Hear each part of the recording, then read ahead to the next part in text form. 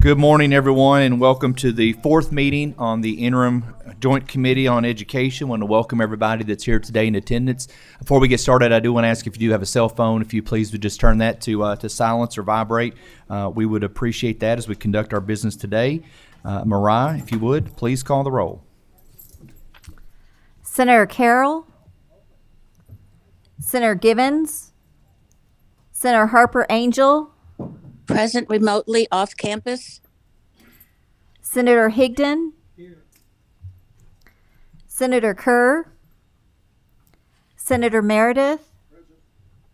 Senator Neal, Senator Southworth, Senator Stivers, Senator West, here. Senator Thomas, Senator Wilson, Representative Baker. Present. Representative Banta. Present.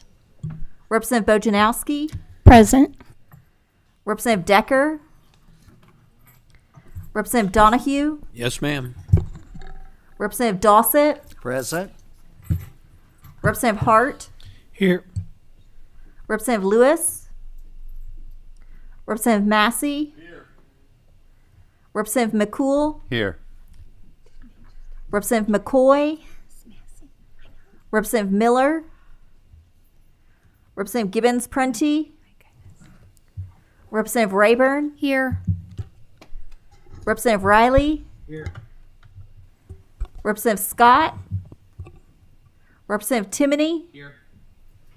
Representative Tipton, Here. Representative Weber, Here. Representative Wilner, Here. Chair Huff, Here. Co-Chair Wise. Present. We do have a quorum, duly constituted to do business today. Before we get started, I do want to recognize a friend of this committee, Dr. Joe Burks. I think that everyone on this committee has probably reached out to Dr. Burks in some form or fashion during his time as our education policy analyst. Today is his mother's funeral. Joe has been very close in helping with his mom over the past few years, and just wanted everyone to know to please keep Dr. Burks and the Burks family in your thoughts and prayers as we leave here today. I want to recognize my co-chair, Co-Chair Huff, if you have any comments for today. No comments today. Thank you. Anyone else, any members have any introductions of any special guests that are in the audience? Perfect. Seeing none, we do need a motion to accept the minutes from our August 16th meeting. Do we have a motion? We have a motion. We have a second? All right. All those in favor of approving the August minutes, please do so by saying aye. All those opposed? Minutes carry. The first item on our agenda today, we have two items, is the Tennessee Teacher Apprenticeship Program, and we have our good friend Jim Flynn. Jim, I see you back there in the audience. I know you're no stranger to this committee, and if you could make your way to the table. And we have testifying also is Miss Emma Mccalley, the Senior Director of Grow Your Own from the Tennessee Department of Education. Looking forward to having you all present today. And Jim, you could know the routine. If you could identify yourself and your guest for the record, please. Yes, I'm Jim Flynn. I'm the Executive Director of the Kentucky Association of School Superintendents, and with me today is Mike Borchers. He's Superintendent of Ludlow Independent, and he also serves as our legislative chair for our association, and he's going to share a little bit about on the ground what they're dealing with the teacher shortage and staff shortages. But first, Chair Wise, Chair Huff, members of the committee, thank you for the opportunity to come and visit with you today. We always appreciate when you all will take the time to hear the challenges that we face and some possible solutions for making progress on those challenges in our school districts. And as I travel the state and talk to superintendents about their struggles and challenges, one of the consistent themes I hear is about the teacher and staff shortages they're facing. In fact, in recent weeks, in those conversations, over half of the superintendents have reported to me that they continue to have certified vacancies even today, and are hiring record numbers of emergency certified staff to fill classroom positions.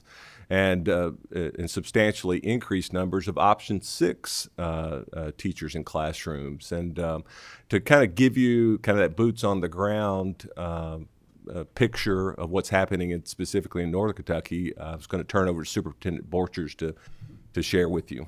Thank you, Jim. Our Northern Kentucky Co-op spans 22 districts, and we go from Greenup County on the far east to Owen County on the west and Ludlow on the far north, all the way down to Williamstown. So we have a wide variety of districts. We have county districts, independent. We have urban, suburban. We have high socioeconomic districts. We have some low socioeconomic districts. But what we found when we did our survey is we represent over 66,000 students. But currently, right now, in all of our districts, we have 77 certified openings still. We have 96 openings that have been filled by emergency certified staff members.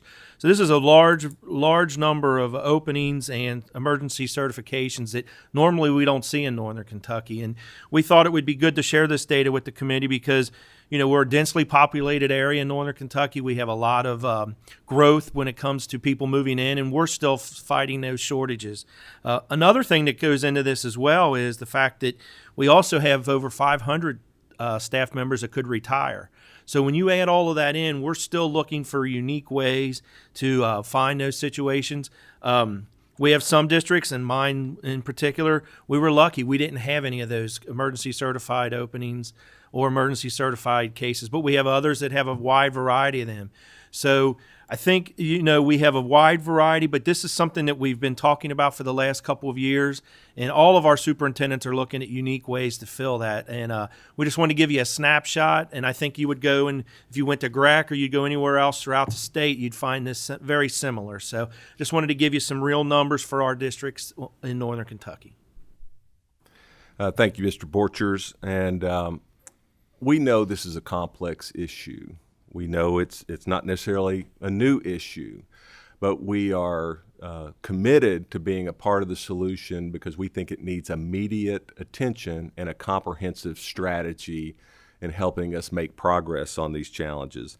Education's a profession that's worth our commitment and our investment.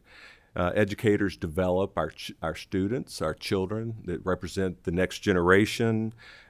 Education as a profession is the parent of all work sectors, and it has an important role in the workforce development as that begins in our P-12 schools, and it's a really important piece of the economic development strategy in our state. And our schools also are more than just education programs. They are the hub of our communities, as evidence in these recent catastrophic natural disasters, flooding or tornadoes.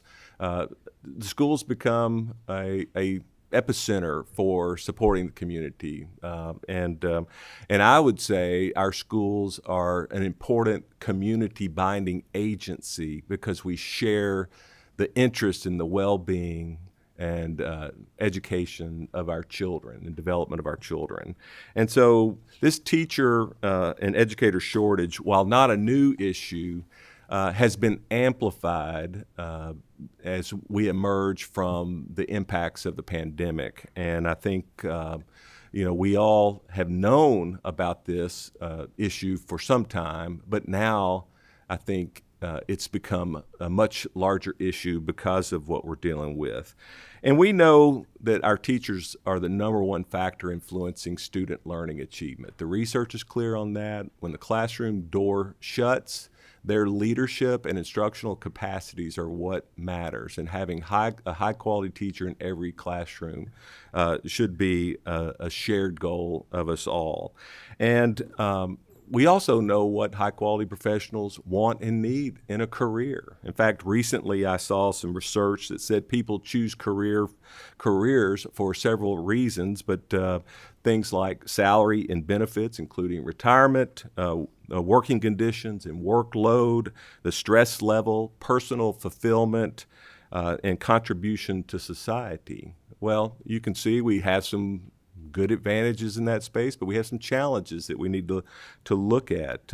Last year's session, the budget policy was a strong step in the right direction to get funding for education back on track.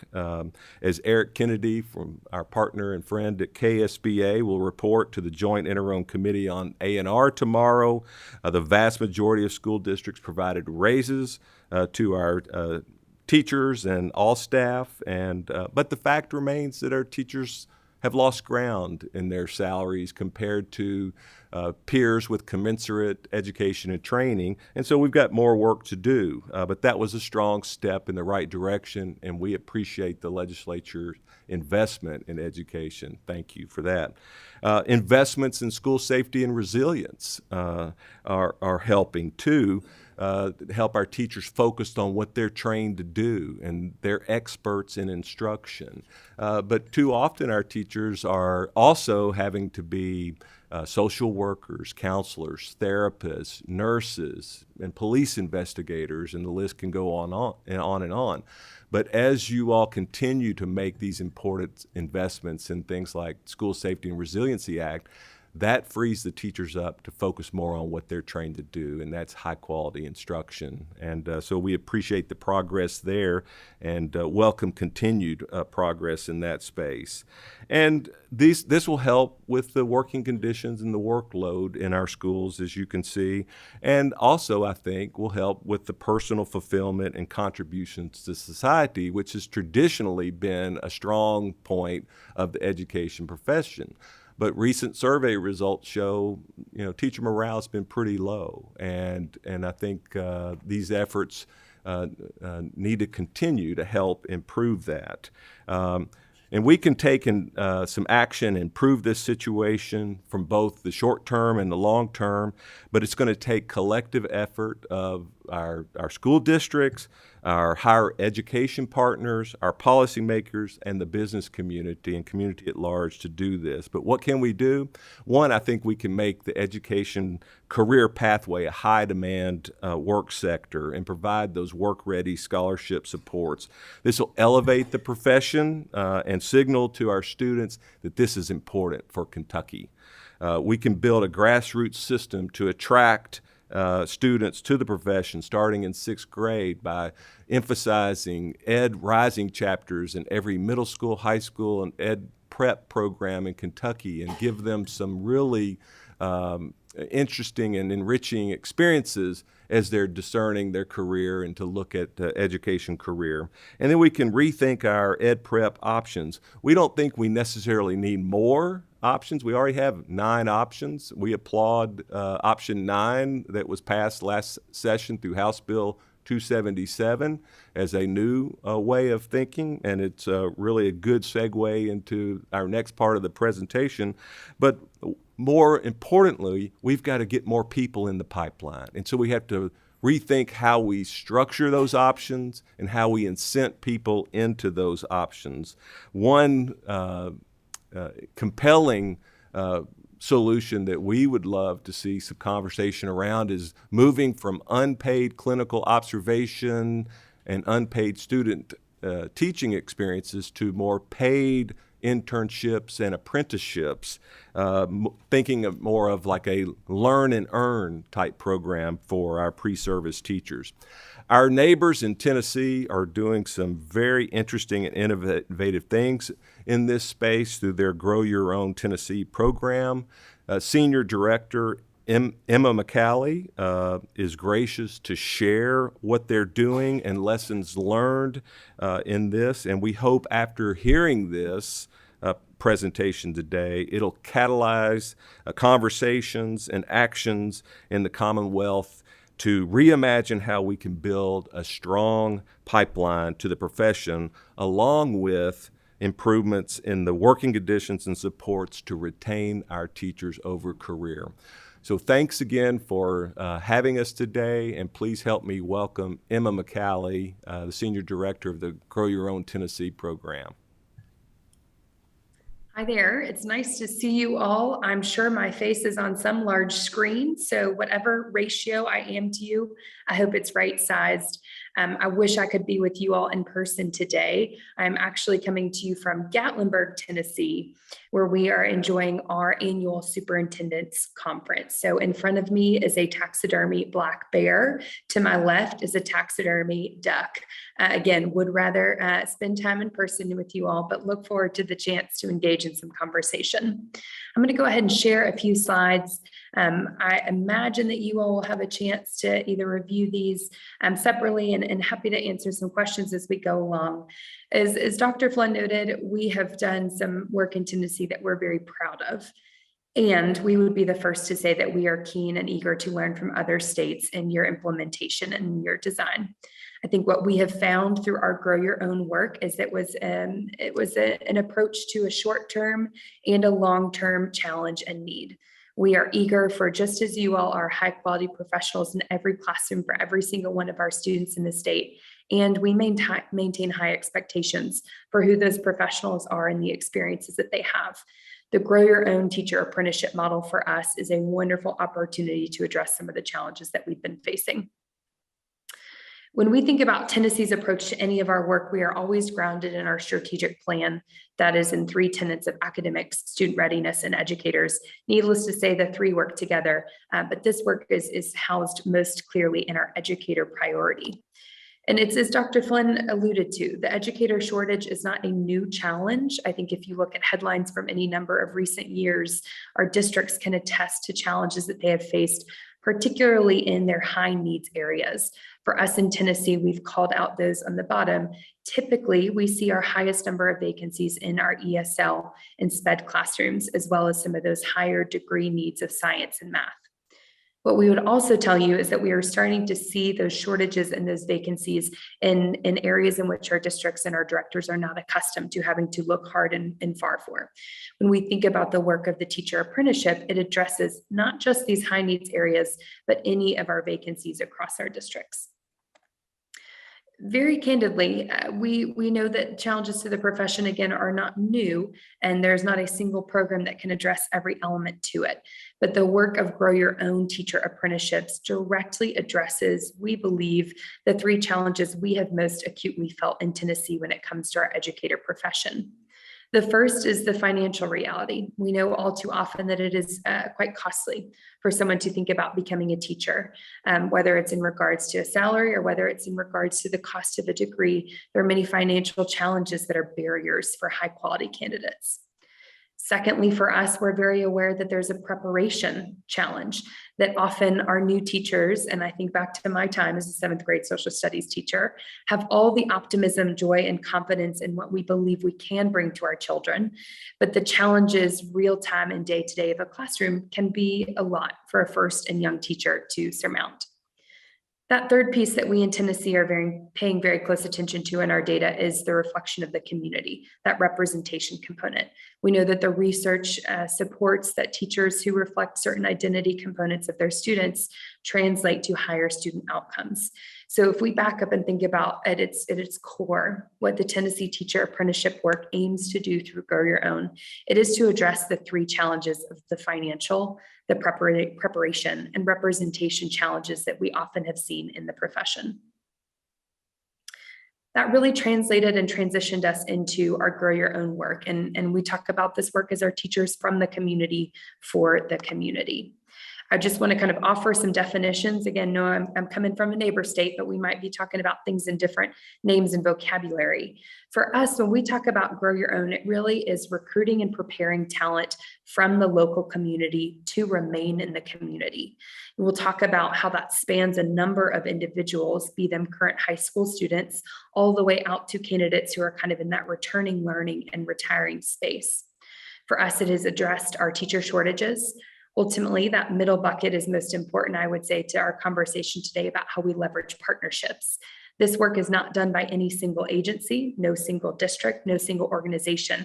It really is true partnerships that we'll speak about today. And most importantly for us in Tennessee, we have seen that it builds both the skills and representation that we are keen to see for our qualified teacher workforce. In Tennessee, the Grow Your Own work is not new. We would talk about kind of initial investments in some innovative programs we launched back in 2019, heading into 2020. These were with some of our initial federal funds through ESSER 1 and ESSER 2.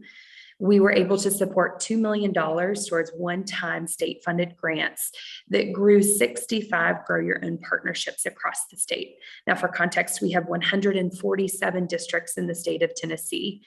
63 of those participated in Grow Your Own programs, and that was in partnership with 14 of our EPPs out of our 43.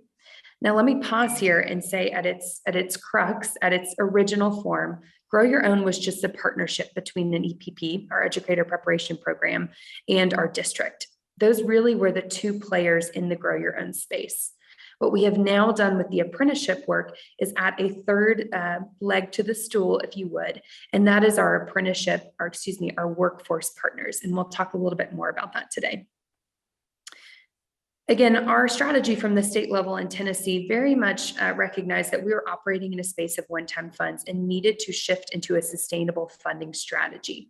By translating our Grow Your Own programs into an apprenticeship program and applying to the U.S. Department of Labor for federal approval, we opened up federal, state, and local workforce streams, dollars that were not previously available to us in a K-12 space. Ultimately, and you see a little bit here, ultimately we first applied based on a program out of Clarksville, Montgomery. They had partnered with their neighboring EPP, Austin Peay University. Their initial program and their initial cohort supported 40 students, 20 high school students, and 20 paraprofessionals. Those students are in their first classrooms by themselves this fall, a month or so into the start of the year, and have heard nothing but wonderful things. And we'll share a little bit more about their experience, their stories, and the data to support their work in just a bit. Ultimately, what I'd also call your attention to on this slide is, again, we talk about this as the first program. I think very candidly from Tennessee, when we know that there has been a workforce history of supporting apprenticeship models, it's a tried and true approach for a high quality workforce who gains real-time experience. There was no reason in our mind that teachers and the work that they do every day could not qualify and fit into a structure, again, of an apprenticeship program. So I just want to kind of translate for folks as we talk about a shift in Tennessee's strategy from original Grow Your Own programs into apprenticeship programs. You're going to hear a lot of the same tenets and foundations therein. So if we talk about what is within a registered apprenticeship program, and I'll move through this piece a bit more quickly so we can talk about areas of partnership and growth opportunity. The most important thing that I would say is true for a district, would be true for any state considering a teacher apprenticeship, is that candidate is first and foremost employed by the district. They work day in and day out in their district. Often that looks like an educational assistant or a teaching assistant paraprofessional. And that foundational experience that they maintain every day is ultimately so they can transition into employment in the district, that employer involvement. That second piece for that structured on-the-job training, you can appreciate. If I am an apprentice, much like we've heard of residencies, and I'm experiencing that real-time on-the-job training from an experienced mentor teacher, that looks vastly different than what many of our traditional teacher prep programs would have offered in just a semester of clinical observation or a semester of experience. Again, very candidly in Tennessee, what we are so excited by in this program structure is that means that no new teacher is really ever a first-year teacher who has gone through an apprenticeship program. They would have maintained a full experience in a classroom ranging from 1 to 3 years, depending on the length of their program, so that on day one, think of those candidates who are in their new classrooms this fall, it is old hat for many of them. Other pieces that I would talk about in that structured on the job training, and you see it's that last line, the mentor piece is foundational to this work. I think I can imagine and think back to, and for other teachers in the room, those first years of your classroom, you might get a pat on the back or a candy bar, and that just didn't translate to keeping me going quite like the way that I needed it to. And so when I think about a true mentorship, that we have an apprentice candidate who is in lockstep with a mentor master teacher so that they can understand the best practices day in and day out of what that classroom looks like, phenomenal for not just our recruitment opportunities, but our retention of our teachers. I'll move through these last pieces a bit more quickly. I think these are a bit more familiar to folks in what an apprenticeship space looks like, but related instruction, again, true of any teacher, true of any apprentice occupation, be it welder, electrician, or teacher. In this space, an apprentice candidate in Tennessee takes their related coursework through an EPP to maintain the certification and teaching license and degree. It's important in that fourth bucket, you see compensation for skill gains. This was the note that Dr. Flynn made about earning as you learn. I think what we have found in Tennessee, it has been a very attractive option for a candidate to remain employed by the district, add on their coursework, and only make additional dollars, again, increase in their salary as they continue to demonstrate more responsibility, more duties, more add-ons for the district. The last piece that I note on this slide is that national occupation credential. For us, what this means is that registered teacher is recognized nationwide. A federally approved program translates to any state. And so heaven forbid one of our teachers up and moved to Kentucky. If they did, or should they move, they would be registered and recognized in that space. Let me go ahead and talk about for us at high level kind of where we plug into this work. We at TDOE operate as the sponsor, approving new programs. The employer, as we talked about, is that district, and that training provider is the EPP. What that doesn't include is the conversation of workforce, and we're going to get to where they really plug into this space in just a bit. I want to highlight again that in Tennessee, we are thinking about our full continuum of an educator pipeline. For us, gone are the days where we are just relying on pipelines of teachers out of our traditional EPP programs. We are thinking about exposing opportunities much earlier. You can see on that further left of the wheel, those are our teaching as a profession classes, our TAP classes that we offer to our high school students. So in their junior and senior year of high school, they can understand what are the benefits and experiences of a teacher. That also extends to the furthest side of the pie, if you would, or the spectrum, where we're thinking about continued development for all of our individuals in a school system, so that every single level of a schoolhouse, be it a high school student or a superintendent, or grow your own continuum, offers opportunities for retention and development. The greatest programs we have seen in the apprenticeship space really operate in these first four components or slices of the pie. Teaching as a profession students, as we mentioned, our high school students have an opportunity to participate in teacher apprenticeships starting at age 16. They can take their dual enrollment classes in their junior and senior years of high school through that TAP coursework, move through their associate's degree and towards their bachelor's degree in 3 years. It's an expedited program. It's a challenging course. We would not recommend that for every student, but it's a phenomenal pathway for students who have excitement and confidence in their work to become a teacher. That second bucket, those paraprofessionals, I would say that is probably the largest population in Tennessee that we have really found to be a part of our original Grow Your Own programs. Again, many of those candidates are already employed by the district. Many of those candidates have spent years in schools, have 30 or 40 years of experience with students. They are seen as leaders and mentors in their space. They just do not maintain that full teaching license. What this program allows us to do is, whether they are in need of a bachelor's degree, a master's, or just a certification, is move them through a program as they are earning, learning, and maintaining responsibility in the district. College students, again, this has been our traditional pipeline. What we are finding is that many college students are interested in pivoting away from a typical 4-year degree, finishing that bachelor's in about 3 years, and actually having additional experience in the classroom, whereas they might just have had that 1 semester. And then last piece I would say here that I think in Tennessee is really district and kind of locale facing. We've got a lot of career changers and retirees who think a lot about, in many ways in response to the headlines, their heart for the community, their interest in serving and teaching, but cannot find those kind of easy or quick pathways back into the classroom. They also maintain interest to have training and experience. For us, an apprenticeship has been a phenomenal way to recruit and attract those candidates. I want to talk a little bit about how Tennessee has leveraged this strategy statewide. I think we are probably not alone in our state story that we have many districts who do not experience an EPP right in their backyard, and it can be challenging for them to find partnerships to launch or to build these programs. That's why in May of 2020, the Tennessee Department of Education announced a $20 million initiative, a grant to the University of Tennessee system. In our state, UT has 4 different campuses: Martin, Southern, Knoxville, and Chattanooga. And they also have a presence in all 95 counties. What this meant for us is that we could have registered teacher apprenticeship programs in an off-the-shelf format, if you would, so that regardless of our district's previous partnerships, regardless of their location and proximity to an EPP, we had developed high-quality programs that our districts could pull from, again, minimizing district capacity, increasing EPP responsibility, and ensuring that we had high-quality apprenticeship programs moving forward. Additionally, you can appreciate for us what this would be as a hub, a one-stop shop, so that moving forward, if Kentucky wanted to come to the Grow Your Own Center to see what the work looked like, to understand what the models and resources were, we would have a consolidated place for all of our work. This additionally is our funding strategy moving forward.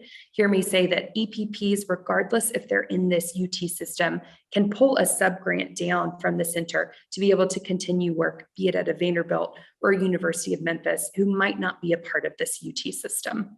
Again, our push for scale and impact. Finally, and then I might pause and kind of transition to questions and be supportive in this space as helpful. What I think you've heard me speak a bit about today is this is not the role and responsibility of one entity. In fact, we feel very strongly in Tennessee that this is a collaborative solution. There are lots of faces and lots of icons on this screen for good reason. There are a lot of pieces to this puzzle. In our top left, needless to say, our aspiring educators are looking to us to have opportunities that are both cost-effective, time-sensitive, and high quality to their family lives and to their needs and their realities. If I jump over to the right-hand side in that blue, our district leaders are looking at challenging circumstances of which many have not felt up until now and are trying to balance the real-time needs of their students and the real-time needs of their educators. Programs like Grow Your Own Apprenticeship support that both and. Our EPPs, if I drop down on the right, again, you heard, are offering that related coursework component. I think what we are seeing in Tennessee is that they are taking on increased responsibility and partnership expectations to truly develop innovative programs. I think what we have found is that we do not need necessarily a theory of music class for our apprentice candidates if they are not going to become a music teacher. We do not need for a candidate to pay for a gym membership if they are not going to be on campus. And so truly leveraging those partnerships with our EPPs to maintain cost-effective programs for our teachers has been a part of the solution. You see the Tennessee Department of Education there. We are working to approve high-quality apprenticeship programs. Our schools and communities, needless to say, are a great pipeline and talent pool.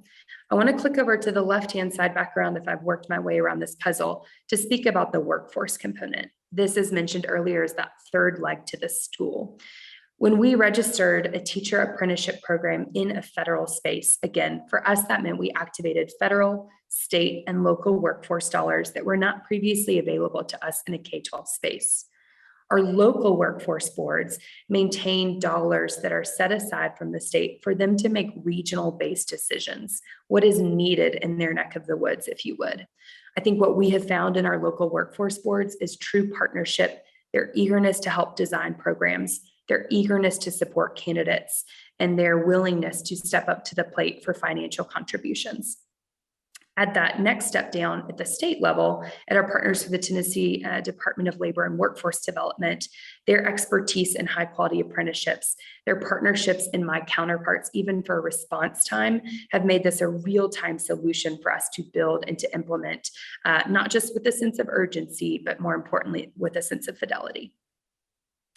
Just in closing, I want to highlight that for us, these programs recognize the needs of a lot of folks, be them employers, be that our students, or be that our districts. And I think we might have missed a few slides in there, and that's on me. This program really addresses many components of our community. Many resources and templates, Tennessee feels very strongly. These are taxpayer dollars, not just from Tennessee, but from Kentuckians as well. And we have a responsibility and are proud and gracious to share whatever it was that we have come up with. Our just hope is you would tell us how you did it better on the back end, so we might learn some lessons and spare some heartache and headache on the back end. But again, I would welcome any questions. I'm happy to speak to any of your concerns or interests in the program, and thank you for the chance to share today. Ms. Mccalley, thank you so much for the presentation. Excellent overview and explanation. Also, members, there is a copy of the PowerPoint in your folders, as well as it's been uploaded to the committee site. We do have a number of members with questions, so we'll get right to those in order. Representative Banta. Thank you, Speaker, Chairman. This is for you, Superintendent Borchers, and maybe Jim Flynn. I agree with Jim completely that teachers are the number one most important thing in a district. So when you were giving me the numbers of vacancies, how many teachers have been pulled from schools to be coordinators, directors, fill in the blank, etc.? Moving up into administrative roles, is that what you're talking about? No, I'm talking about the coordinators and the directors and the teachers, the teachers. Consultants.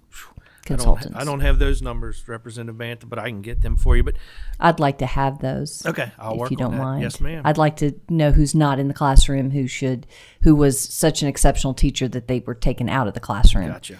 So, and I completely agree with student teaching should be a paid position in a district. So, thank you, Chairman. Thank you, Representative. Representative Bojanowski. Yes, thank you. As I read through this and thought about it, the responsibility for the apprenticeship program seems to fall very heavily on the mentor teachers. As an active classroom teacher, I can tell you there aren't enough minutes in the day, and I'm not talking about the contractual day, to do what I need to do for my kids to provide the best education. So I guess my question for our friend from Tennessee is, how are mentor teachers supported? I mean, do they get reduced class sizes? Do they get additional planning? My assumption is that there would be additional pay, but as a teacher, additional pay, I mean, we're swamped. We are swamped, and just an additional responsibility, I'm just not sure how that is offset. I certainly appreciate the question. Thank you so much. I think you are spot on in the needs and thoughts of where our districts, our teachers experience their day. Added responsibility with tied hands can be a challenge. In Tennessee, our strategy has been to offer a competitive stipend. That has been what many of our districts have been able to do kind of in some of these ESSER funds. Moving forward, we're working to compensate or kind of cover that cost through our Grow Your Own Center. I'll be very candid that the cost of a competitive mentor stipend looks different in some of our districts versus others, just on pay scale and differentiated pay and where folks are at. I think the other piece I would say, besides the compensation, is the day-to-day experience of a mentor teacher. And this is what is true of an apprenticeship program in Tennessee, at least, different than what we had experienced before. And it truly is that apprentice is growing in their responsibility and their experience and their contributions to a school and to a district throughout their program time. So again, this idea that if I am an apprentice candidate, I am not just sitting in the back of the classroom watching, observing, hole punching papers, grading exit tickets. I am working to increase my practice in tandem with that mentor teacher. I'll also be very candid that many of our districts, it's a lift to develop such a curriculum or such a program from the state. That is where we are taking on some responsibility to be able to offer supports for our mentor teachers who are interested in a work and compensation like this. But happy to speak to any more of those components if helpful. But in short, yes, it has been important for our districts to think about a mentor stipend to incentivize high quality supports for our teacher candidates. Yes, ma'am. Representative Wilner. Thank you, Mr. Chairman. Thank you for the presentation. There's a lot in here that's exciting and encouraging. And I wonder if you could just talk a little bit more about leveraging the federal funds to make this work. Sure, I'm happy to. So if I take two steps back and think about where we were in 2019, 2020, that is when we launched our initial Grow Your Own programs. And we did 2 rounds of those programs. We refer to them as our Grow Your Own 1.0 and our Grow Your Own 2.0. For us, that was an initial $2 million in round 1, as well as 4.5 in round 2, to scale quickly to that 65 partnership number that you heard out of our 147 districts. Moving forward, that $20 million that you heard for the Grow Your Own Center, a portion of that is from our federal funds, but in the majority of those dollars are state set aside. I would say pretty candidly moving forward for us as a state, that is our strategy, continue to funnel through one vehicle for our districts and EPPs to pull from a state dollar amount, knowing that we will not be in a land of federal funds for forever. Sure. Senator Wilson. Thank you, Mr. Chairman, and thank you, Mr. Borchers, for being here, and Jim Flynn, good friend of mine. I appreciate what you shared. I do have a question for Jim. Refresh me on what option 6 teachers are. Microphone. Yeah, those are teachers who have a degree but aren't trained to be teachers. So if they're hired by a district, they can begin teaching and be enrolled in like an MAT program, I think, if I'm correct. Okay, just one more for Ms. Mccalley. Thank you for your presentation, and certainly you guys have developed, and I'm sure over the few years that you've been in existence, really fine-tuned the program, it seems like to me, in some great ways. It's exciting to see that. I have a question in regards to recruitment. How do you recruit students into this program from high school, and how do you do it for those that are others outside in the workforce to recruit them into your program? And what methods, what tools, how do you do that? That's a great question. Thank you, sir. I would say if I think first and foremost about our high school students in Tennessee, we have 58 districts of our 147 that have those TAP programs, those teaching as a profession pathways. That's not everyone. And so I think we find for many of our districts who are thinking about starting a cohort earlier, they are either working to build a teaching as a profession program or build out some of those elective-based courses that their students could have early exposure in. I think candidly, and if I could, thinking about the conversations I've had as early as this morning, our directors have acknowledged that in many ways our teachers unintentionally recruit against ourselves. And we talk about the challenges to the profession or the experience therein with our students present. And I think we have talked many ways about what needs to be true of our high school students' view, understanding, career fairs, to appreciate the opportunity therein for teaching. If I think about our college students, we've made many recruitment shifts and pivots for students who are paying full-time for a program who candidly might be interested in a no tuition option. That has been a very important incentive for us in state. Looking out to kind of that third population, if I could, those retirees or those career changers, I think in many instances, our districts are well versed for their own community ecosystem. It can speak to or speak of folks that they might know, be it someone that they know at a religious organization or that they are in hobbies with. I think candidly, though, for us, this is where workforce has been an invaluable partner.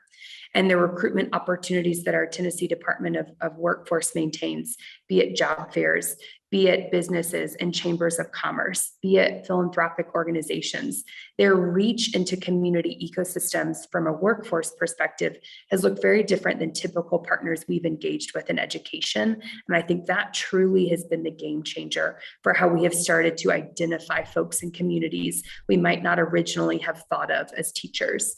I think the last piece I would say there is that's how we started to think about statewide work as well through the University of Tennessee. With the presence in all 95 counties, they could reach further and farther than any of our single EPPs might have been able to do before, with a strong commitment to share candidates and resources with one another. So it's not an either or, but a both and. Thank you. Sure. Ms. Mccalley, piggybacking off of Senator Wilson's questions and comments, in terms of your teacher education programs at your universities in Tennessee, we have seen in Kentucky a large number of our public universities, even private colleges with teacher education programs over the last 5-10 years before have declined. Is Tennessee seeing the same type of shortage in teacher education, or have you all maintained or sustained that as well? It's a great question. And we were looking at the data heading into this conference. I would tell you from our University of Tennessee partners, they have increased enrollment actually in the last few years. I do not think the same can be said for some of our other EPP partners. I think what's been important for us is to the crux of that question. That has been a phenomenal leverage opportunity for us as an agency to remind EPPs of the opportunity to participate in innovative programs such as this. In many ways in Tennessee, long are the days where we have teachers who are willing to pay out of pocket for a full price of a 4-year teacher degree, to incur debt, in many ways not even to make a salary that would then pay for that degree back in a reasonable number of years. Our EPPs, I would say, also feel the strain of bureaucracy and systems that they are bound to. Even if they are deans of innovative education preparation programs, they still exist in the university system. And so I think some of that give and take and that push and pull is really where we as an agency have stepped in to leverage some of our supports, whereas districts in our previous Grow Your Own partnerships, very candidly, did not quite have that power to do so. And so again, I think you're hearing us as Tennessee talks about our shift in strategy. Originally in our Grow Your Own 1.0 and 2.0, districts in many ways were building programs responsive to their candidates. We have now shifted that so that our EPPs are building programs responsive to our districts to give a bit more of that shopping power, if you will, to our district partners. Wonderful. Thank you for your answer. Senator Thomas. Thank you, Mr. Chair. And Mr. Chair, my question is for Jim Flynn. Okay. Mr. Flynn, my question to you is a bit more generic. And you've been around a long time, so I want to ask you this question. I've been focused since the beginning of this interim session in finding out from our speakers what we do right here as a state. We always talk so much about problems we have, and of course, that's our role, is to correct problems. But I'm really interested in this 22 interim, what we're doing right. So I want to hear from you, since you've been around and been an educator in Kentucky for several decades now. In your view, what is it that we do right in Kentucky regarding our public education system, and what is it we need to maintain, as we go forward and try to enhance what we do here as a state? I'm interested in your opinion. Well, I appreciate that, Senator Thomas. I'm trying to decide, are you calling me old? Experience. Okay, all right. That sounds good. I can tell my wife that when I get home. No, it's a great question, and I do think that oftentimes we tend to not speak enough about all the wonderful things going on in our schools. One of the things that I'm very proud of as an educator is the fact that Kentucky has been such a leader in education reform and innovations to the space around, I think, a lot of the core tenets that are on target in terms of helping develop our children to be productive citizens and to be successful in their communities and their families and in the workforce. I think many of the things that we've done have built systems around supporting children for that. And so I think as I, kind of reflect on the good things in our schools, I think we're in a place where we're able to develop a curricula for our students that will meet the end of this outcome that we're looking for of life readiness. I think we're now in a space where we can make that ensure that is aligned and coherent, and I'm really appreciative of that progress that we made just in this recent past session to bring all the voices to the table to do that. I think many of the ancillary supports that we have in place have been really positive, thinking back to when we implemented family resource and youth service centers to help break down those barriers to the work, even recently with the School Safety and Resiliency Act to bring in other supports to make that fundamental, paramount to everything we do, safety goal to be stronger in our schools. But that also helps create the conditions where our teachers can do what they're trained to do, and that's deliver expert instruction. And so having school resource officers and counselors and mental health professionals and nurses and all those things go into helping make things really good in our Kentucky schools. I think overall we've been able to attract a pretty strong workforce over most of my career because of this good work we're doing. But it is becoming increasingly difficult, and I think we got to rethink and reimagine where we are.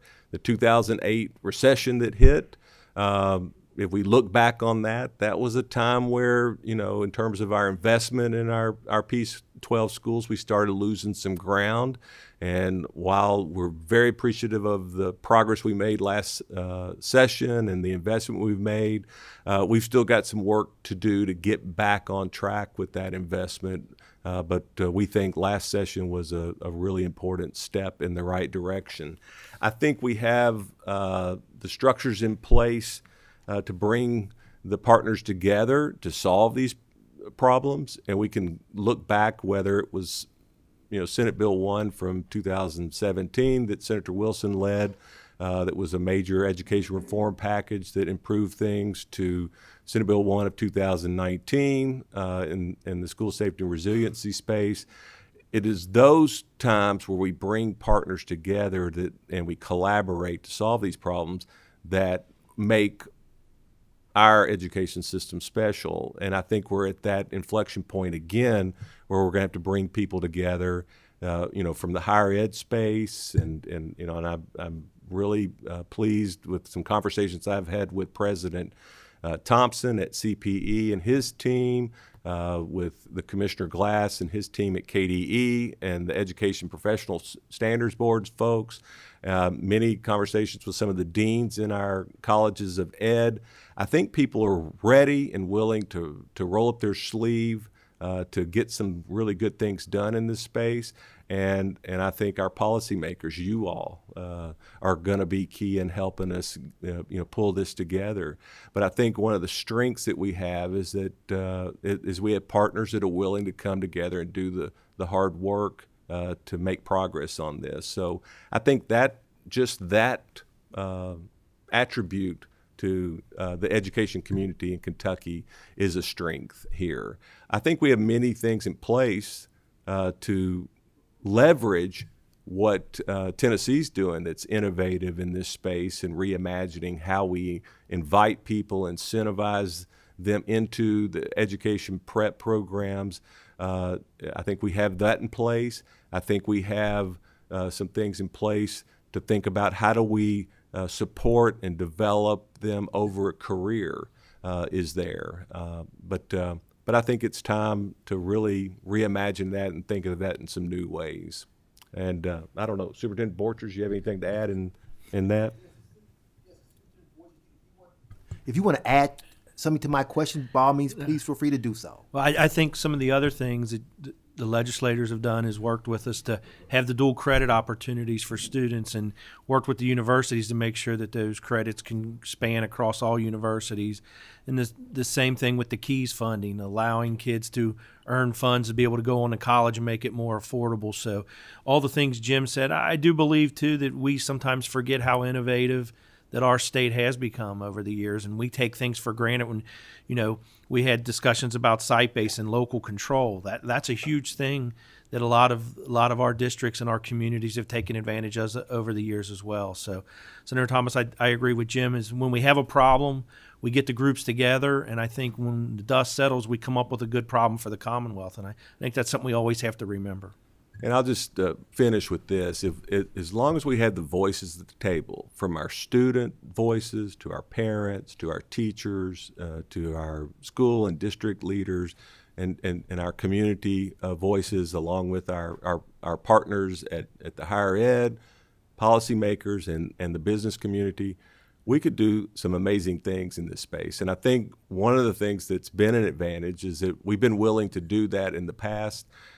It's just time to really roll up our sleeves and do that again on this particular issue. Thank you. Members, we have 2 questions left. We're approaching the 12 o'clock hour. If we can maybe, we have one more presentation to go today. Representative Tipton.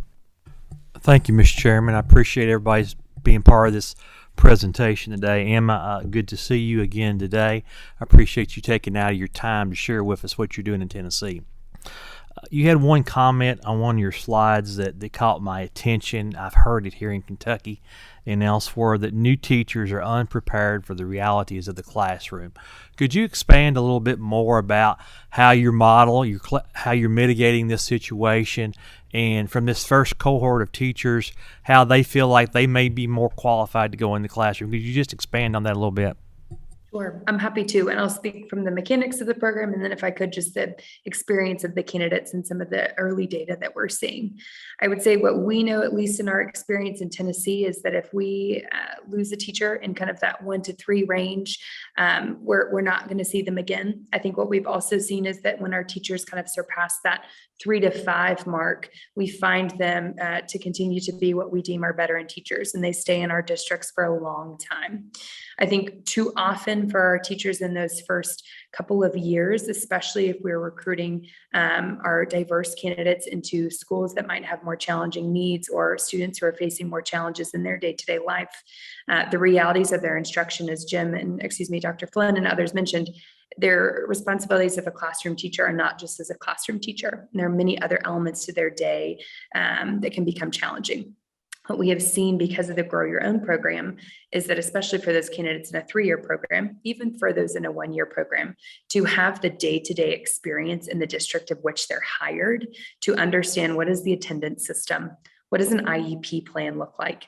When we have parent-teacher conferences, what strategies and structures were employed by my mentor teacher that I myself might like to use in my own classroom? Even I listened to one teacher when we went to her district talk about how she was so excited for her own classroom because she knew exactly how she wanted to set up the paper submission process. And those might sound like small examples, but I think when we imagine what is true of someone who has had a year to 3 years of experience watching, practicing, trying, flexing those muscles of their own teaching experience, to then have their first day be a day in which they have 1 to 3 years of experience has been transformational in outcomes. Other piece that I would say in terms of how we are watching those teachers' data, in particular, we are paying attention to kind of subsets, our minority populations in Tennessee who predominantly struggle in our academic acceleration areas, to see how teachers who reflect those identity factors for those students are able to accelerate those components even further. Some of the data in particular we're slicing out for this fall.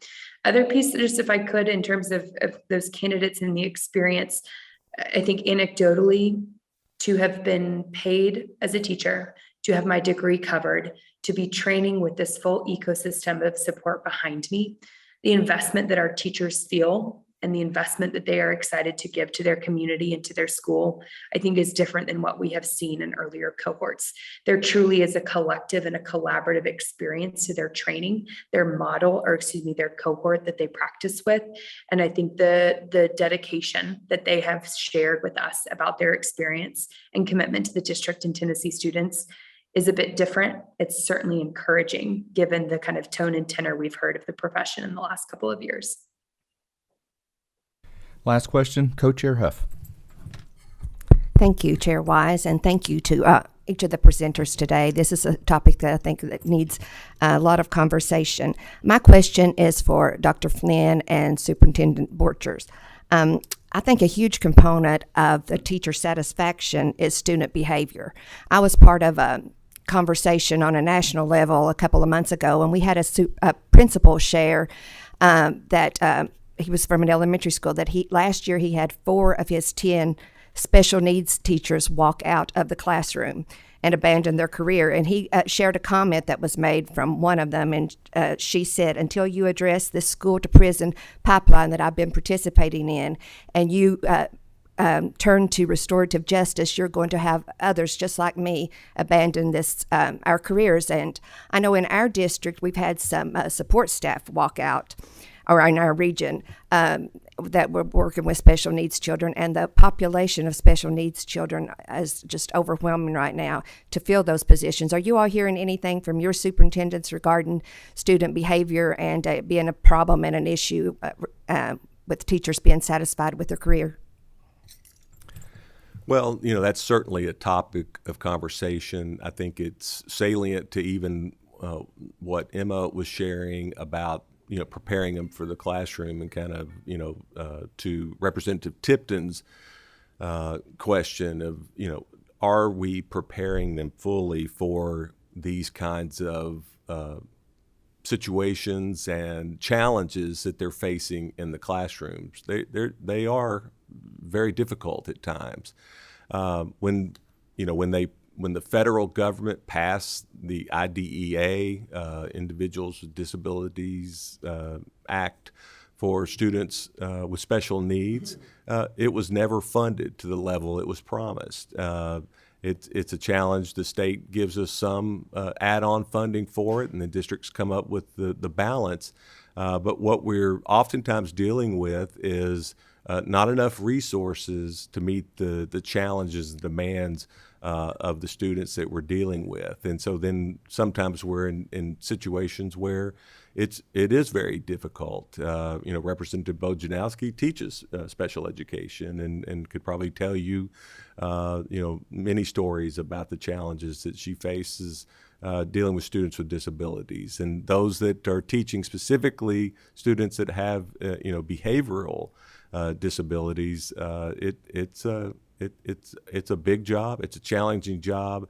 And I think we need to think about how do we resource that, but also how do we prepare and train folks and then support them once they're in there. And so I know our schools are doing their best. In many cases, I hear just as many or more success stories on the other side of the equation. And maybe to Senator Thomas's question of me earlier is, oftentimes we don't hear about that side of the equation. We hear about the failures or the challenges, and but it is something that I think we've got to look at and make sure we're equipping our teachers with the skills and competencies to handle the student behavior side of the equation, and that we also have tools that our principals, our DPPs, our judges can use when necessary to help these kids get back on track. And that's another thing that we're interested in working on with you all moving forward.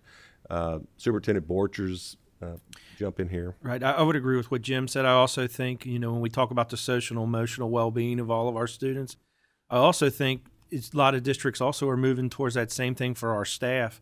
Representative Huff, I think they struggle dealing with some of the challenges, and they need support, and they need to have that same social and emotional help. And we've had some programs in our region that we've worked with on that. I think one of the other things, too, is Representative Bojanowski said, it's a difficult job, and sometimes there's a lot more options out there now, and they take advantage of what some other opportunities are. They can go work at some other place for more money and less of the challenges. So those are some things when we talk about teacher pay and staffing pay.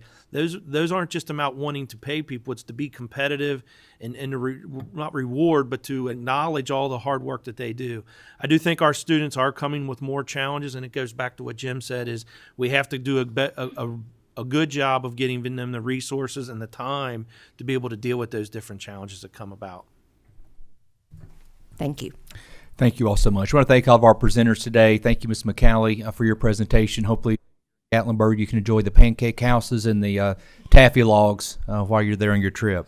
Right, that's right. Thank you all so much for today. Next on our agenda, Senator John Schickel presenting key scholarships for homeschool students. Senator Schickel, welcome to the Education Committee. I know you have a number of that are with you today. If any of those guests that are going to be presenting can make their way to the table, please.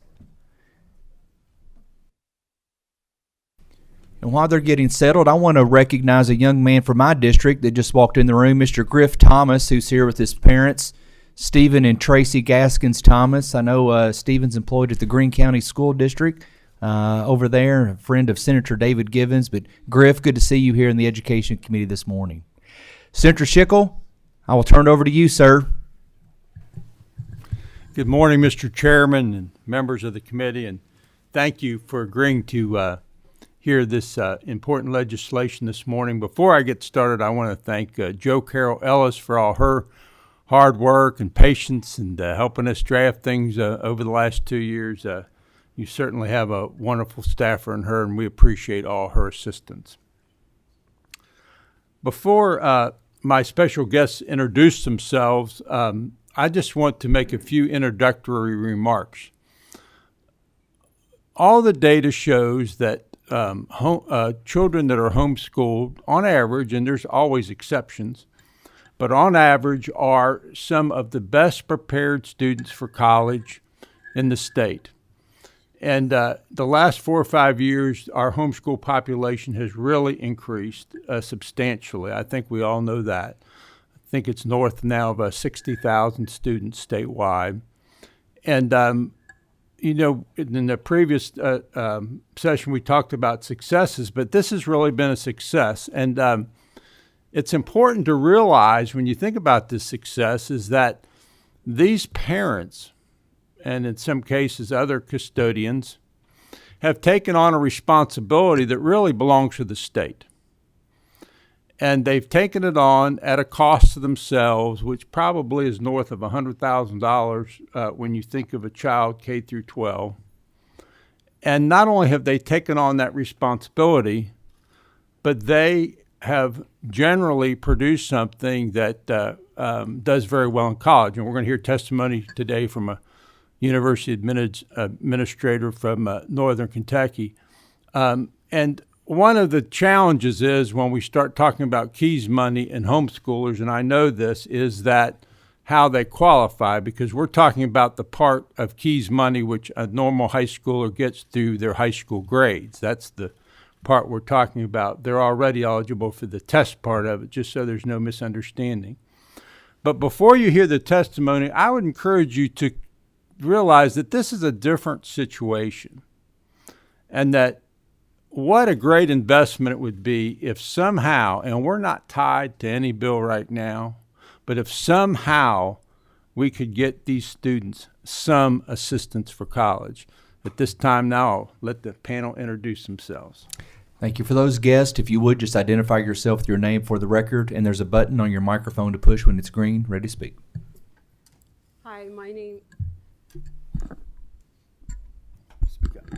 my name is Laura Edwards. I am a homeschool mother who also specialized in education during my training and 8 years in the classroom. Good afternoon to the committee. My name is Mark Messingschlager. I am the Director of Financial Aid at Thomas More University.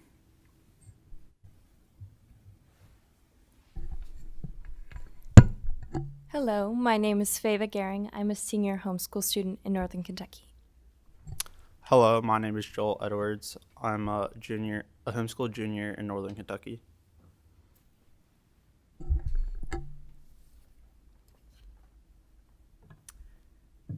As I mentioned, my name is Laura Edwards, and I'm here to talk to you today about Kentucky homeschoolers and the KEYS Scholarship.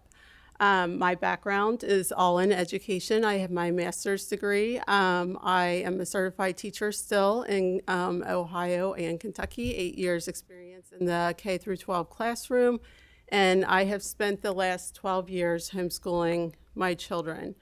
And that brings me to why I'm here today. On the screen, you see my oldest daughter, and she was a very high achiever in our homeschool. She finished her first semester of college and high school, and her unweighted grade for those 5 classes was a 97%. She also tested in the top 10% on all her standardized tests, was the president of the National Homeschool Honor Society, and earned multiple Presidential Service Awards. Even though she was a high achiever, there was no path forward for her to earn the KEYS Scholarship. And as a mother that has 5 more children to graduate through our homeschool, I told my kids that I'm going to see what I can do. So here I am. Okay, so when I'm referring to the state scholarship, I'm referring to the KEYS Scholarship. And that scholarship is based on 2 large things. One is GPA, and the other is ACT. The higher GPA, the higher ACT, the more scholarship money that you earn for college. It's estimated that around 90% of Kentucky graduates earn this scholarship. Okay, now there's a difference between what kids in certified schools can get and what homeschoolers can earn. Because kids or students in certified schools can earn both awards, they can earn up to $10,000. Whereas homeschoolers, since they can only earn the ACT portion, their maximum is $2,000.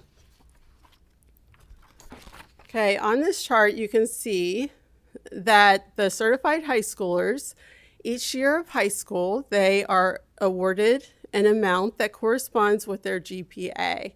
The top award is $500, so a student that gets a 4.0 for 4 years of high school will earn $2,000, and then on top of that, you get your ACT award, which makes up a total of $2,500 that can be renewed each year of college, so $10,000.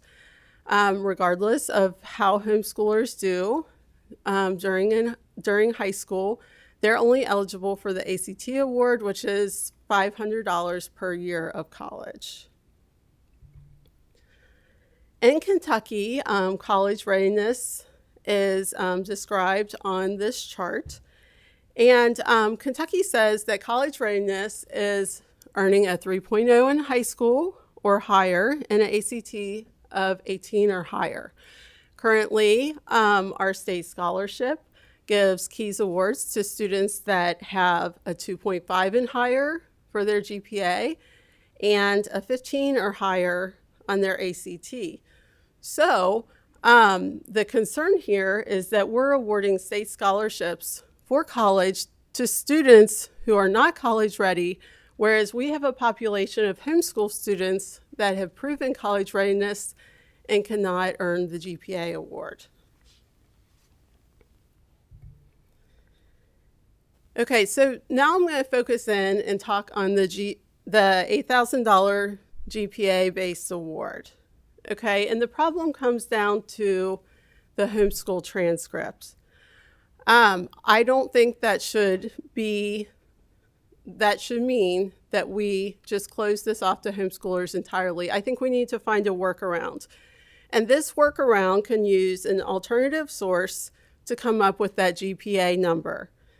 Okay, many college-bound students are taking dual credit classes. That would be a possible option.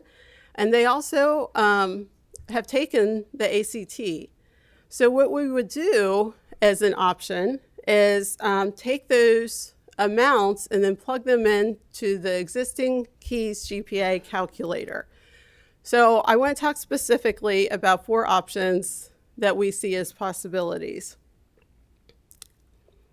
Okay, the first one we detailed in Senate Bill 12, which is taking the GPA from dual credit classes, multiplying it by 4 for the 4 years of high school, and then the students have the award. The second one is taking that GPA, using it for the first year of college scholarship, so a $2,000 scholarship, using the first year of college GPA and using that for years 2 to 4. Under the standardized test scores, there's a lot of charts that show ACT to GPA conversions.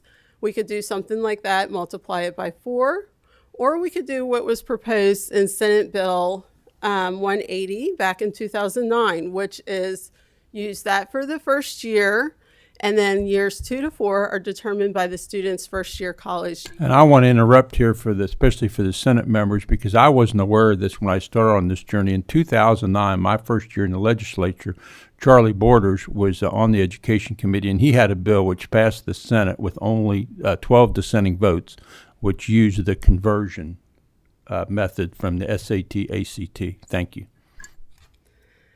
Okay, so you may be asking, why is the dual credit option a good option? Dual credit classes, they are college classes. They're a better predictor of future college success than test scores or high school GPA. These classes are also higher level classes. The state recognizes this, and the site-based decision-making councils in schools, since they're taking a higher level class, they'll take that 4.0 and then they'll increase it sometimes or always to at least a 5 or to a 6, depending on what that council decides. So this grade is being inflated by 25 to 50% before it's being plugged into the KEYS calculator. Okay, also, dual credits homeschool students are taking general education requirements. These are core classes like your Englishes, your histories, and things like that. And these classes give a good estimation of performance. Okay, so what I would like to ask you today is to see the big picture. Scholarships need to award academic performance, reward high achievement. Okay, both groups of students have graduated from high school with 22 plus credits in all their required subjects. Okay, even though you are not looking at the transcript of a homeschool student, you need to know that to take a dual credit class in Kentucky, that transcript was approved by the college admissions department. That transcript had a 3.0 or higher GPA on it when it was approved by that department. And then on top of that, this student took dual credit classes, these higher level classes. So if they were in traditional high school, those grades would have been inflated to be put into the GPA calculator. Okay, so based on this knowledge, you already know they have a higher than 3.0 GPA. A lot of times it's 3.4. You already know that they're taking dual credit classes, these high level classes, which would then be inflated. So that leads you to know that these kids are going to get the TOPS Key Scholarship based on the fact that they're taking dual credit classes. Now my concern about the dual credit classes is that 80% of these courses are taken at the local high schools. We cannot take those courses at the local high schools, so sometimes there's scheduling conflicts getting into those courses, and there's also the conflict of, distance to a college, no internet at home, things like that. Okay, another plausible option is what Senator Schickel was talking about, the bill that passed back in 2009 that uses the ACT to GPA conversion for the first year, and then for years 2 to 4, it uses the first semester of college GPA. Okay, now one thing I'd like to point out is if you look at the percentile data on the bottom left, 10% of the students score a 28 or higher on the ACT. 1% scores above a 33 and above on the ACT. Okay, on the chart that was presented in this bill, that means only 1% of the students taking this test and getting this score, the 33 or higher, are getting the full KEYS amount, the 4.0 award. In Kentucky, 15% of our students are getting this top 4.0 award.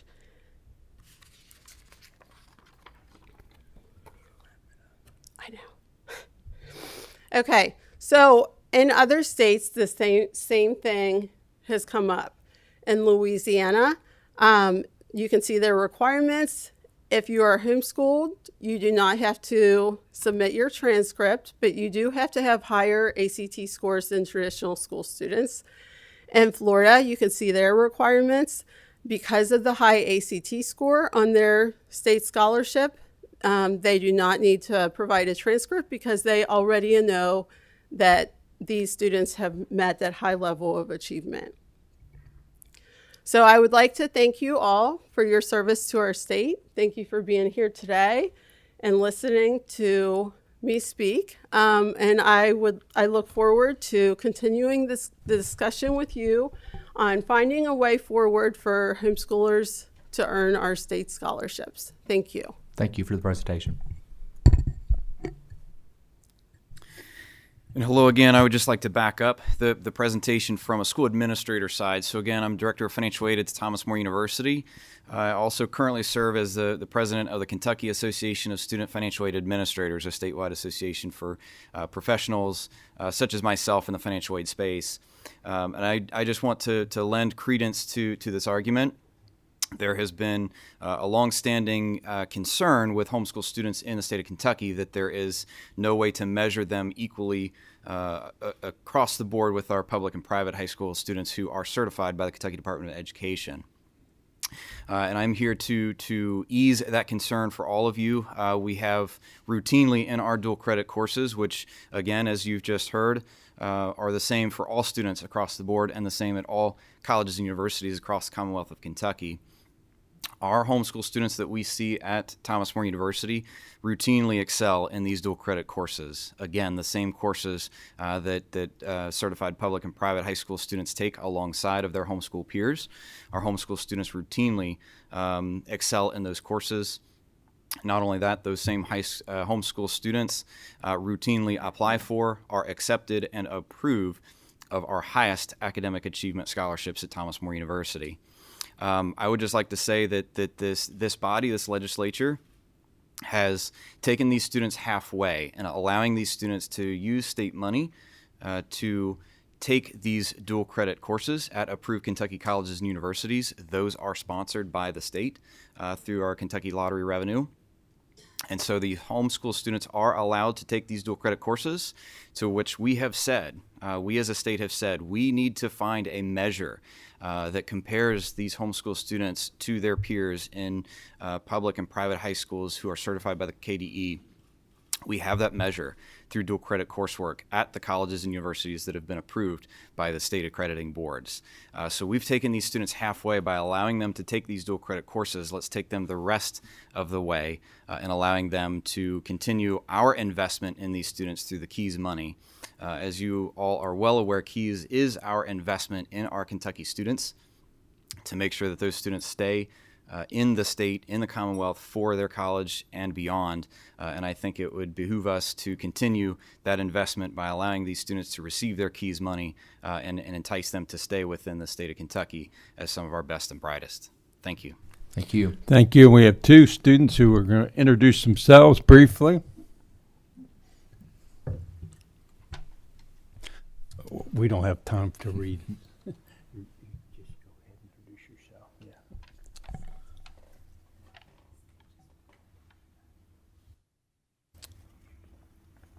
So I am a homeschool junior in Northern Kentucky. Read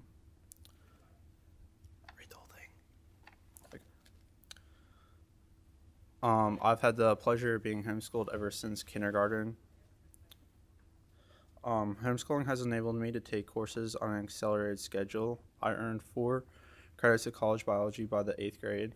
I took honors physics in 10th grade, and I'm currently completing calculus this year. Because of my strong interest in technology, I'm currently taking 2 college level 3D printing courses. Also, with the flexibility that homeschooling allows, at 14, I was able to start a lawn care business that has included over 20 customers and been able to work for a gym digitally transporting customized files for clients. After high school, I would like to further my education in a major that combines the fields of engineering, mechanics, and technology. It would mean a lot to know that Kentucky will offer me an equal opportunity to receive funding for college. This scholarship will undoubtedly encourage gifted homeschool students to pursue their education and careers within Kentucky. Thank you. Good morning. My name is Fava Gehring. I'm a senior homeschool student in Northern Kentucky. With the exception of a year and a half in middle school, I have been homeschooled for the entirety of my education.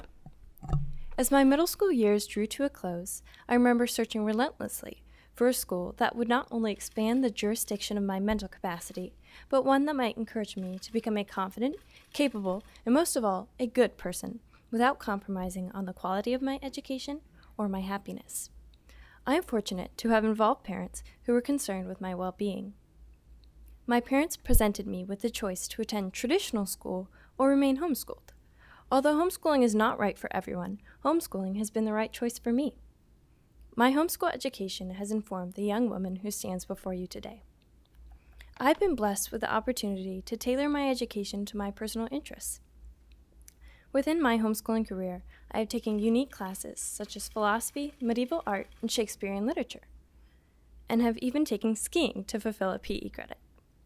My homeschool education has allowed me to experience numerous different avenues of learning, including online live classes, traditional class settings, and one-on-one tutoring. Due to the flexibility permitted by my homeschooling schedule, I have been able to intern at an optometrist's office while completing my full curriculum. On behalf of the homeschoolers of the Commonwealth of Kentucky, I humbly request the extension of the hand of justice so that we too may have an equal opportunity to further our education through the earning of the full KEYS scholarship that is available to traditional students. Thank you. In closing, I would just like to tell the committee, and we're happy to take any questions, is we're not wed to one formula or one bill. Let the discussion begin on this, and that's why we're before you today, to try to figure out a path forward. Thank you, Senator Schickel. I want to thank you all for your presentation. I first want to thank the students for being here. I know coming in front of a committee like this can be very intimidating, but really appreciate your all's presence here today. I want to thank the parents and those that are also with them today and the other family members that are here as well. We do have a few questions, so Senator Schickel will get right to those. Representative Bojanowski? Yes, briefly. Do you have an estimate of the annual cost for providing KEYS money for homeschool students, and is there money in the lottery fund to cover those costs? Yes, ma'am. So we do not have an exact estimate at this time. That actuarial cost would come through the Kentucky Higher Education Assistance Authority, KEA. So we do not have that estimate at this time. I'm sure we could work with KEA to get that estimate for you. I'm sure they've already begun some discussion on that as these bills have been presented in the past. As you're aware, these are all lottery funded. KEYS is not the only lottery funded state program, and by statute, KEYS is funded first. So by definition, yes, this would be fully funded.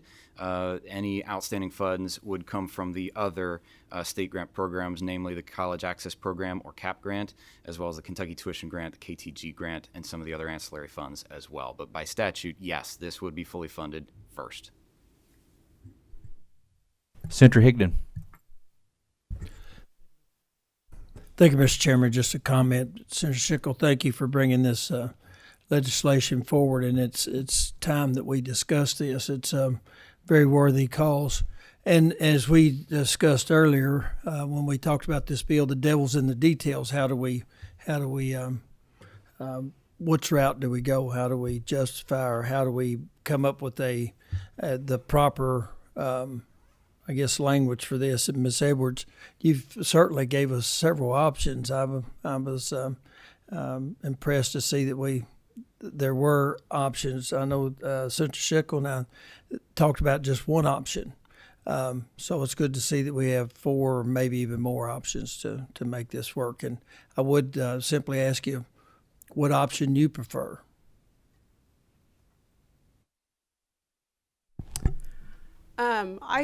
I think I could see benefits from using any of the options. It seems as we have talked to various people that more people are comfortable with either the standardized test score and the GPA being a first-year award and using the college GPA from that first year for the years 2 to 4. It seems like that has more support overall based on what we've seen and heard. Well, thank you very much. And I've spoke with several of my homeschool groups, and there is excitement about this being a reality. So thank you all for bringing it forward. Senator Givens. Mr. Chairman, thank you for this the opportunity to ask a question. Thank you, Senator Schickel, for bringing the legislation. And Chairman Wise, I want to compliment you because I so enjoy the interim being used to look at legislation like this that we may potentially be seeing in the upcoming session. I think it's wise for us to spend time. I appreciate the fact that a bill draft is in the packet for us to look at. My question is going to actually move away from the conversation about the bill draft itself, though, and I want to broaden the conversation to homeschooling in some questions that I'm going to ask. So obviously you've had great success, the two students, the parent, you've had great success in your homeschooling experience, and kudos to you on the commitment to do that. Kudos to the students for pursuing that education. In Kentucky, we obviously want our citizens to be well educated, and whether it's a path that homeschooling is that path for that student, or whether it's public schools or whether it's private schools, the path doesn't matter as much to me as the student completing the journey in a successful fashion, because that builds the foundation for us to have an educated citizenry. Talk with me about the successes that you've experienced in your homeschooling experiences. Talk with me briefly about situations where you've watched homeschooling maybe not work so well. What makes a homeschooling situation a success? What makes a homeschooling situation not be a success?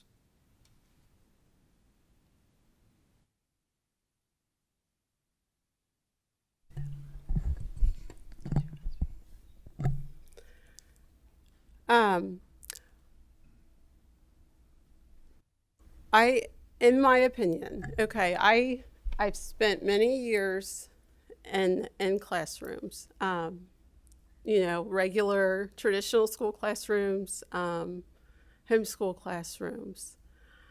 And I think the key to success in both venues is making the education relevant to the student population. As a teacher in a public high school, I had students that never embraced or saw the purpose behind what they were expending all their effort on, who would choose to take a nap during class or not turn in assignments or whatever. I think that for homeschoolers, the key to success is relevance, making the education fit the goals, the talents of the student in front of you. I would say that parents that get wrapped up in the content, in the checking off the boxes, and forget that they are able to offer a very customized education to the individual in front of them.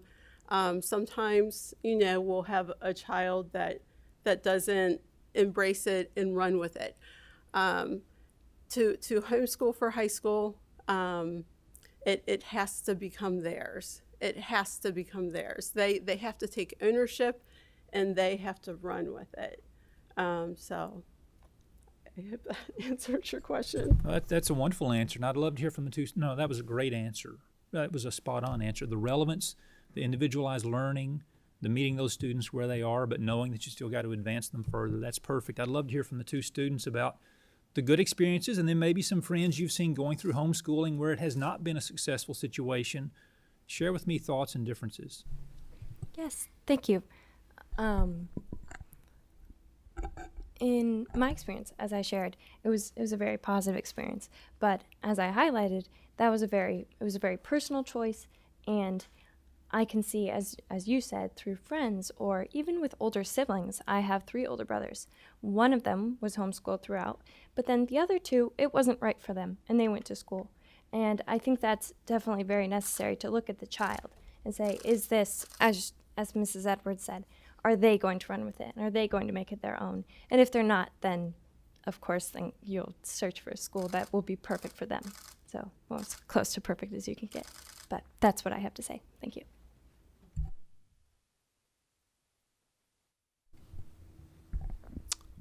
Thank you.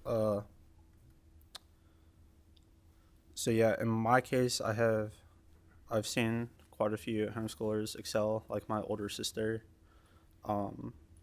She graduated from high school and is now on her way to college for a nursing major. But yeah, she really took a hold of her education, and she did everything herself. She put her full effort into it. But I have seen other cases where kids weren't as motivated, and that led them to not accomplishing really that much. They got behind, stuff like that. Thank you. Senator, I'd like to add that in Northern Kentucky, Boone County, homeschooling, we have a very active homeschooling community, and I would say in some circles it's rather trendy. And I have seen parents, we're talking about children, but I've seen parents who try it and say, I'm not cut out for this. I can't handle it. They try it for a very short time, and then they realize that this is not a good thing for their child or for them. And so that they decide for a more traditional path. Thank you. Senator Southworth. Thank you. I appreciated the question earlier on, like, what's the preferred method? Because I'm sitting here thinking all of these would work, I think. But I want to just call out, if I'm understanding correctly, this dual credit, you said they already have to have a 3.0 to even get into the program to register or whatever to take these classes. It almost makes me wonder why we don't already do this, because if we know that they have already been established as a 3.0, then why aren't we giving them the keys money for that year for the 3.0? And of course, we can always improve it from there, but it seems like that's already on the record. So to me, that's a starting point that's probably due, yesterday. And I just wanted to point out, I didn't go to school in Kentucky because when you're a homeschool student, you don't even think about college scholarships or funding out there. It's, talking to your parents, trying to get them to pay, or else finding enough work to do to pay for it. So I went to the cheapest, best thing I could find, and it was out of state. But if this kind of stuff was around when I was a homeschool senior, I sure would have even taken a look at Kentucky schools. But at that time, it wasn't even on the table for me, and so I didn't even look at it. So I think it's going to be a really good opportunity for our students, and I like the way this is set up because all of these options work as a basis that I think would be friendly to all of the homeschool community that I know. Because as everyone knows, if you've worked with the homeschool community up here, the last thing we want to do is have add burdens to families and parents. And this is really all of an opt-in basis. I think it's going to be great that everyone would probably support. So count me in for whatever version, but I do like this ACT idea. It sounds like it's already getting the most praise and certainly would be the smoothest orientation, minus the fact I think they should already have their dual credit at 3.0 level. Thanks. Thank you. Senator Wilson had to step out, but he did ask for a question. He was the next in order. If anybody has the answer to this, how many homeschool students do we have in Kentucky, and how many of those are high school students? I'm not sure if anybody has that data or not that's at the table.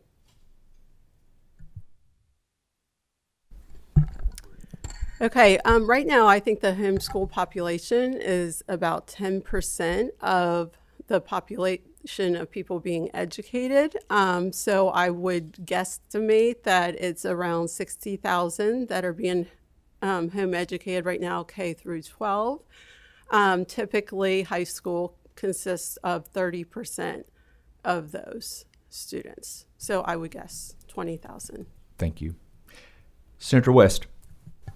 Thank you, Mr. Chairman. I don't have a question. I just have a comment. I just want to thank Senator Schickel for bringing this legislation, and the interim's perfect time to discuss this, and look forward to working with you as we move forward. But I'd like to, in this committee meeting, set the premise. So the KEYS program is a state-backed program. We legislatively set it up, and we tweak it every year, and we determine who's eligible. But ultimately, these are taxpayer dollars that flow through the KEYS program.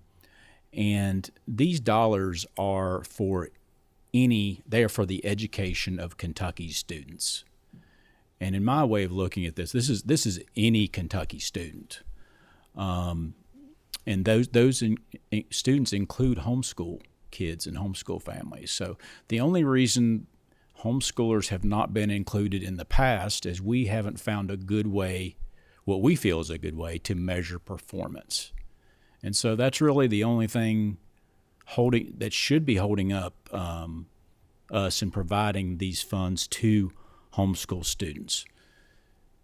The homeschool community for years have fought for the right to homeschool. And this committee reviewed a report, I think it was a KDE report a few years ago, that they did a study of homeschool performance, and that report has showed that homeschool students, on average, as Senator Schickel said earlier, on average, perform at a very high level and are very deserving of these funds. So I look forward, like I say, I look forward to working with you, Senator Schickel. The only thing we really need to look at is how do we fairly measure a student's performance. We ought to that ought to be a simple task. And those funds, I'd like to set the premise, those funds are there for all students, including homeschool students. Thank you. Thank you. Last question, Representative Timoney. Thank you, Chairman. I will be super brief because we had two senators that really kind of identified a lot of my questioning, Senator Givens and Senator West, both the discussion of homeschool in general. First and foremost, I'm incredibly supportive of this idea. We need to figure out how to make this happen, okay? Second, it's really enlightening. It's really a good feeling for me to hear people talk so favorably about homeschool. And I'll go ahead and give you a little background story. Go back 3 or 4 years, my previous role as an administrator, middle school, high school, conversations around, well, I don't care you're suspending my child, I'm just going to homeschool them anyway. And using homeschool as an out. And all I got to pay is $225, and then I can homeschool my kid, and we don't have to deal with you anymore. So it is this is such a good thing for me to hear the positive behind it. So after those conversations, I looked into it a little bit more, and I wanted to make sure that we have structures and we've got frameworks in place to make sure those students are protected. All of our students are protected. But according to this topic, I love this concept. I love this idea. Let's figure out how to make it work. I think that we definitely have some discussions. I'll be honest, I'm a little surprised. Keys has been around for quite a long time that we haven't had this discussion yet.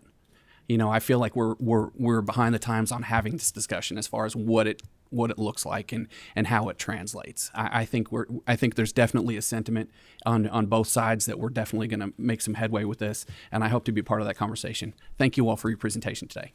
Thank you. Thank you, Representative. Senator Schickel, seeing no further questions, I want to thank all of our guests. Thank you for your presentation. Thank you, members of the committee. Last thing, members, we do have consideration referred administrative regs. This is 702 KAR 0140 is proposed. We do have representatives from KDE that are here to answer any questions. Todd, I see you in the audience. Does any member have any? Senator Givens. Mr. Chairman, thank you. A brief question. Mr. Allen, is this? Yes, sir. Yes, thank you for being here. And speak briefly to the need for this reg, and then I've got a question or two specific to the reg that you've got in front of us. Sure. So the regulation is to implement both federal and state law. At the federal level, it's FERPA, the Family Educational Rights and Privacy Act, and there is a state law that mirrors that. It's 16730. This regulation has been on the books for many years to implement both of those pieces, and we're amending it because in December of 2021, we received some questions from a school district that had a request for hearing, and in answering those questions, we identified that some of the language in the regulation just could use some improvement for clarity. Any idea how often this reg may be used in the course of a school year? I do not, because the department is not made aware of hearings at the district level. Would you sense it's often? It's not often, it's rare? My gut reaction would be not often. Not often, okay. The question I had specific, one of those is a simple typo. You've got the word eligible misspelled there about halfway down the page. So you may want to take a look at fixing that right after the word parent or eligible student. I think that eligible is misspelled. Are you on page 1? I am. Section 2, sub 1. Section 2.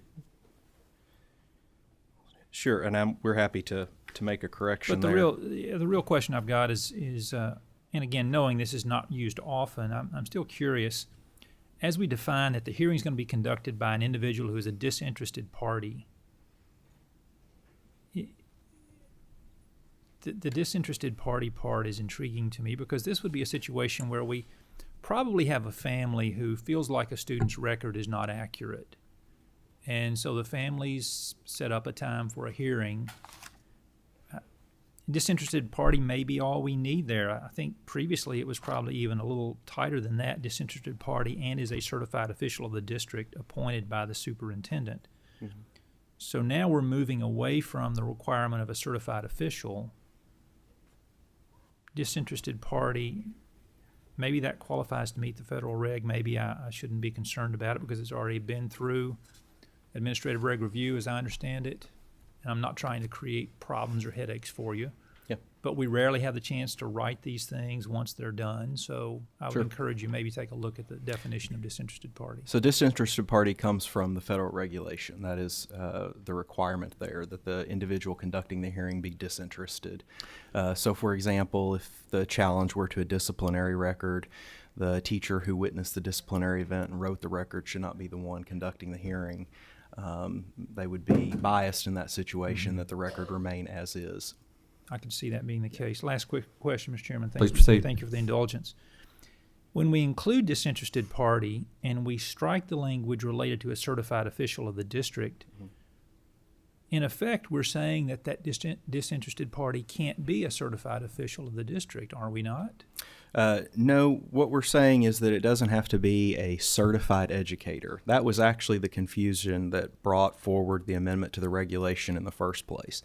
So the question that was posed to the department is, when you say a certified official, do you mean a certified hearing officer that's certified pursuant to KRS 13B and the process that the Attorney General's office runs for hearing officers, or do you mean someone who holds a certificate to be an educator?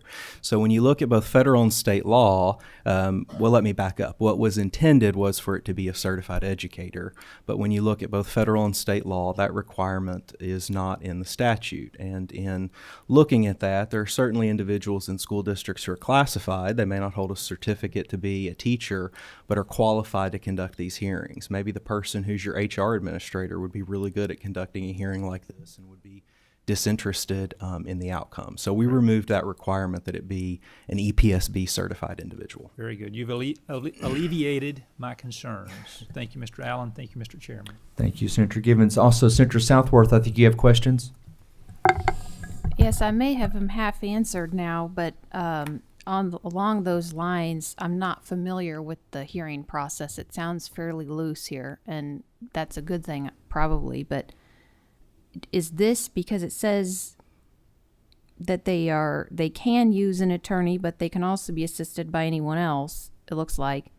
Are all of the outlined procedures in the FERPA Act and I just don't know them, or is this really all the parents and districts have to go off of here? So this is it, but then districts will also promulgate policies and procedures at the local level to further guide what these hearings look like. So this is the bigger state guardrails that are in place, and then any additional procedures and policies would be set forth at the local level and approved by the local Board of Education. Okay, I was just trying to get to the bottom really of this hearing officer, because I'm familiar with several agencies that use non-attorneys as hearing officers, which I'm still trying to decide if in fact we're going along with, general rules of civil procedure, but we're using non-attorneys as officers, versus if we're using attorneys as officers, but we're trying to not use standard rules. That is where it becomes a disaster. For every person I've ever seen in these situations. So I'm just wondering if that's clarified anywhere in here or in the policies, that this is really not a legal proceeding. We're really not following standard rules. We've got our own little rule world. Or if it starts to muddy up with attorneys and things. Yeah, I appreciate that. I think the intent to remove and clarify some of this language was to make more clear that this is, in fact, more of an informal process. And if you read both federal and state law, that appears to be the intent, that it's a more informal process. I think to Senator Givens' question, most disputes regarding educational records are settled between a parent and a school district without ever getting to this hearing procedure. But this is the last step in the process if the parties can't agree, but still remains more of an informal process. So this is not a KRS 13B administrative hearing with a hearing officer or with the ability to appeal a final decision to a circuit court. This is really the final determination by the school district when somebody appointed by the superintendent hears the evidence that's presented in more of an informal manner by the parties and makes an ultimate decision. Okay, thank you. Thank you, Mr. Allen, for answering those questions. Members, for your clarification, we do not have to vote on this. We do not formally accept or adopt any of the proposed amendments, so there's not a vote on this. But thank you so much for your attendance, Todd. Thank you, members, for your indulgence. Our next meeting is next month on Tuesday, October 18th at 11 a.m. Look forward to Chairwoman Huff taking that meeting. Thank you all for your indulgence.